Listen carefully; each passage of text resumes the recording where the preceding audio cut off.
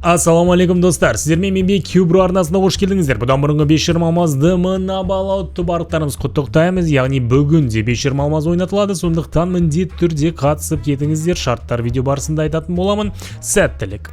Көптен бері өз ПК-ңды апгрейд жасағың кеп жүрме? Бірақ қандай видеокарта таңдарыңды және де ол сатып алым дұрыс шешім болады ма деп ойланып жүрсің бе? Дәл сен сияқты жандарға Nvidia жақын арада өзінің 40-шы сериядағы супер линейкасы видеокарталарын жария еткен болатын. Бүгін Технобро рубрикада дәл сондай видеокарталарының бірі және де бұл бізде. Нақты айтатын болсақ, Poly GeForce RTX 4070 Ti Super Gaming Pro White OC версиясы. Бүгін мен сіздерге бұл видеокартаға неліктен көңіл аудару керек екенін түсіндіретін боламын. Басында әрине қорапты ашып ішінен танысайық. Қорапқа осылай салынған және ішінде RGB сымы мен блок питания разветвителін көреміз. Ал мынау болса видеокартаның өзі. Шынымен әдемі көрінеді, бірақ жақынырақ танысайық. Видеокарта ұзындығы 32,8 см және де ол 3 слоттың орын алатын болады. Сондықтан сіздің корпустарыңызда орын жеткілікті болуы тиіс. Бірақ та айтарым, 4070 Ti супер видеокарталар моделінде габариті кішірек нұсқалары да бар. Ақ түс және түрлі ставкалар мен видеокарта эффекті көрінеді. Әсіресе бұндай внешкаға стильді сборкаларды құрастыратын адамдар қуануы тиіс. Менің де ақ түсті корпусыма видеокарта әдемі және де оның RGB подсветкасы да қуантады. Политтің басқа да видеокарталары тәріздес құрылғы сапалы жиналыпты. Сонымен қатар онда 16 пиндік питания разъемы және стандартты 3 DisplayPort пен 1 HDMI қосқыштарын көре аламыз. Ал енді қосу интерфейсі әрине PCI Express 4.0 болып келеді. Видеокартаның салқындату жүйесіне келетін болсақ, RTX 4070 Ti Super Gale Hunter'дың 3 активті вентилятормен жабдықталған. Дыбыссыз салқындату технологиясы мен Y формулалы металл пластинасы бар. Видеокарта бойында орналасқан теплотрубкалар, үлкен радиаторы және металдан жасалған бэкплейт салқындату жүйесін максималды эффективті қылып, видеокартаның қызып кетуіне жол бермейді. Ал енді оның техникалық сипаттамасы қандай екен? Супер серия дәл сол AD Lovelace архитектурасында жасалынып, 4-ші поколениядағы тензорлық ядроларымен жабдықталған. Бұдан бұрынғы 4070 Ti видеокартасы ептеп сатылымнан кетуін еске алатын болсақ, жаңа 4070 Ti Super оған қарағанда 16 гигабайт жады көлемі мен 256 шина битімен жабдықталған. Яғни жаңа видеокартада жады көлемі 4 гигабайтқа көбірек және шинасының ені кеңірек болып келеді. Ол әрине профессионалды бағдарламаларда өз септігін тигізеді. Графикалық процессордың базалық жиілігі 2340 МГц болса, бірақ ойындарда жиілік 2640 МГц және де одан да жоғары көрсеткіштерді көрсетеді. Ал енді видео жады жиілігі 21 мегагерцті құрайды. Яғни бұндай техникалық сипаттамасы бар видеокарта сіздің жақсы көретін ойындарыңызды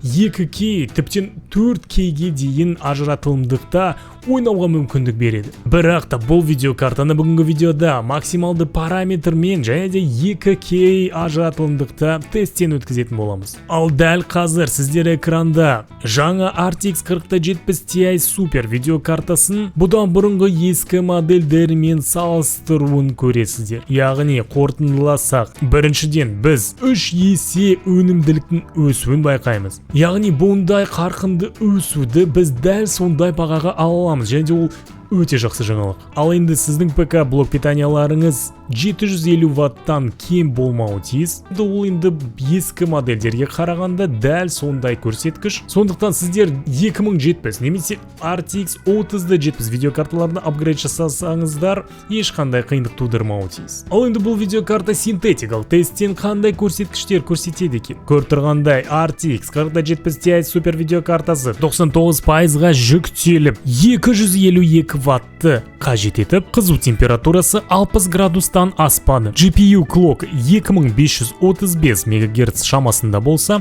Memory Clock 1312 МГц-ті көрсетіп тұр. Яғни RTX 4070 Ti Super әжептәуір энергоэффективті болып, жақсы көрсеткіштер көрсетіп тұр. Тест кезінде түрлі тротлингтері де байқалмады. Сонымен қатар нагрузкада ешқалай қатты қызып, немесе дыбысы да қатты естілмеді. Қазіргі таңдағы видеокарталардың басты факторларының бірі ол әрине Nvidia-ның жаңа технологиялары болып келеді. Және де олар бұл видеокартада әрине бар. Айтып кетерім, қазіргі таңда Nvidia-ның RTX технологиясын 500-ден астам ойын мен бағдарламалар қолданып, бұл технологиялардың арқасында мықты графикасы бар, уникалды әрі шынайы ойын әлемдерін жасауға мүмкіндік береді. Дәл қазір сіздер экранда бұл технологияның қазіргі таңдағы заманауи ойындарда қандай визуалды эффекттерін жасауға мүмкіндік беретінін көре аласыздар. Және де бұндай шынайы графиканы көріп, жақсы көретін ойындарыңызға одан сайын кіріп кетіп, ойыннан шынайы ләззат алуға мүмкіндік береді.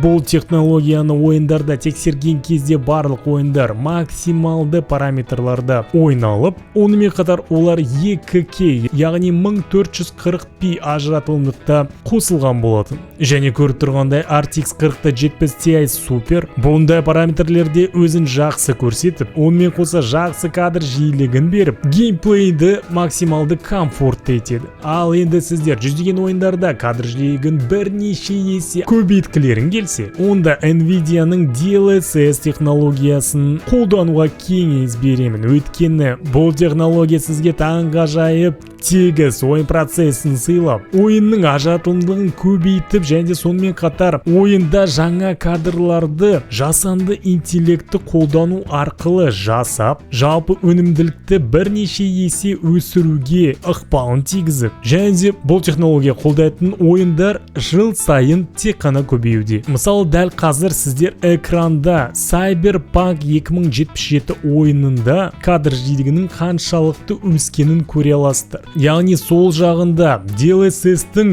сөндірілу кезіндегі FPS санын көрсеңіздер, оң жағында DLSS 3.0-ді қосқан кездегі кадр жиілігінің қаншалықты өсуін көріп отырсыздар. Ал енді сіздер бәсекелестік ойындарды жақсы көрсеңіздер, онда әрине әрбір жылдам қозғалыс немесе шешім, сонымен қатар әрбір батырманың басуы сізге жеңіс беруі мүмкін. Сондықтан бұндай ойындарда Nvidia Reflex технологиясы көмекке келеді. Өйткені бұл технология сіздің ПК-ларыңызда немесе құрылғыларыңызда минималды задержка беріп, олардың жұмысын жақсартып, сіздің ПК-ңызды басқаруыңызға көмек береді. Жалпақ тілмен айтсақ, бұл Nvidia-ның сіздерге беріп тұрған легалды, қолжетімді читерлік деп те айтуға болады. Қуанышқа орай бұл функция қазіргі таңда 80-нен астам танымал ойындарда бар. Сондықтан ойындарда көздеу мен сіздің қарсыласыңызға дәл дөп тигізу үшін бұл технологияны қолдануға кеңес беремін. Және де оның арқасында ойындарда сіздің жеңістеріңіз көбейетініне сенемін. Ал енді сіздер RTX 4070 Ti Super видеокартасы тек қана геймерлер мен киберспортшылар үшін пайдалы болады деп санасаңыздар, онда сіздер өте қатты қателесесіздер. Өйткені тензорлық ядролар мен бұл жаңа технологиялар көптеген бағдарламаларда да қолданылады. Мысалы, Nvidia Studio драйверлері арқасында 3D рендеринг, видеомонтаж, графикалық дизайн және де жасанды интеллектпен жұмыс жасайтын 110 танымал бағдарламаларда жақсы өнімділік көрсетуге мүмкіндік береді. Өйткені RT ядролар Blender сияқты 3D редакторларда интерактивті жұмыс істеуге мүмкіндік беріп, сізге нақты уақытта рендерингтің өзгеруін өз көзіңізбен бақылауға көмектеседі. Демек, сіздер тезірек дәл сол уақытта өздерінің өзгерістеріңізді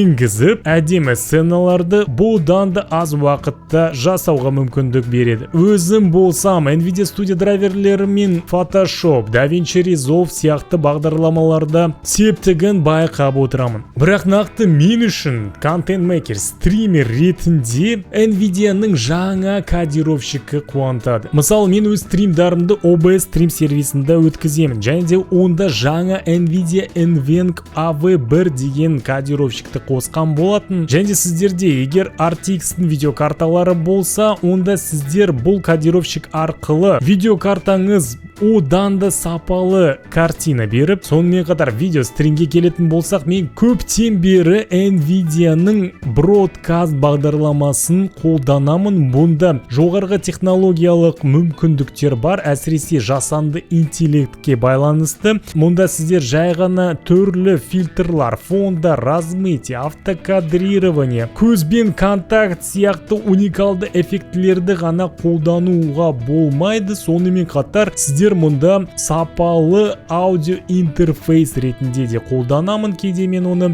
Яғни мұнда микрофонды жақсы шум етуге болады, яғни немесе тіптен комнатаңыздың жаңғырығын да алып тастауға болады. Жалпы бұл бағдарлама көпшілікке пайдалы болуы тиіс, сондықтан міндетті түрде қолданып көріңіздер. Сонымен қатар Nvidia-ның технологиялары және де видео карталары шығармашылық түрлі графикаларды жасауды жақсы көретін адамдарға пайдалы болуы тиіс. Мысалы Nvidia Omniverse және де Canvas сияқты бағдарламалар сіздің кез келген фантазияңызды немесе шығармашылық потенциалыңызды 3D немесе 2D графикада қол жеткізуіңізге көмек береді. Ал енді достар, қорытындылайық. Бұл RTX 4070 Ti супер видеокартасы өзінің жоғарғы өнімділігі мен жаңа технологияларының арқасында нағыз геймерлер мен киберспортшылар үшін жақсы қару бола алуымен қатар, мен сияқты контент-мейкерлерге жақсы көмекші бола алады. Сонымен қатар әрине шығармашылық, яғни творчестволық адамдар үшін түрлі видео, фото, рендерингпен айналысатын адамдарға эффективті құрылғы деп ойлаймын. Ал енді нақты дөп басып айтатын болсақ, бұл видеокарта біріншіден оның стильді уникалды дизайны бар. Екіншіден максималды өнімділігі, яғни үлкен жады көлемі және оның жылдамдығы. Үшіншіден бұнда әрине барлық Nvidia-ның жаңа технологиялары қолданылған. Төртіншіден бұл видеокартаны кез келген салада және де кез келген мақсат пен жұмыстарда қолдануға болады. Және де ең бастысы оның бағасының қол жетілімділігі, яғни бұдан бұрынғы 3070 Ti видеокартасымен салыстырғанда бағасының өспеуі. Ал енді сіздер әлі 2070 Ti немесе 3070 Ti видеокарталарынан бұл видеокартаға апгрейд жасауға лайықты ма жоқ па деп әлі күнге дейін ойланып отырсаңыздар, онда менен сіздерге кеңес лайықты бұролар. Жалпы өз пікірлеріңізді видеоның астына комментарияға жазып кетіңіздер. Видеокартаның қай жақтары ұнады немесе қай жақтары ұнамады. Сонымен қатар қасына ойын айдиларыңызды қалдырып кетсеңіздер, келесі технобро рубриканы не істеймін? Әрине дұрыс айтасыздар, кезекті 520 алмазды ойнататын боламын, рандом арқылы әрине, сондықтан барлықтарыңызға сәттілік. Видео көргендеріңізге рахмет, лайк басып арнаға тіркелуге ұмытпаймыз. Сау, сәлемет болыңыздар.